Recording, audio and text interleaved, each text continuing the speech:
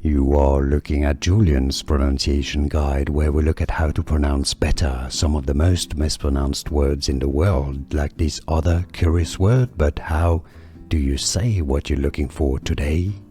Let's learn once and for all how to pronounce this rather popular Hungarian name, but yeah, the spelling is a bit confusing for non-Hungarian speakers. If you want to learn more confusing names, stay tuned. A girl's name, Csenge, is how it's pronounced, okay? So you can essentially replace the S with an H, Csenge, and a hard G.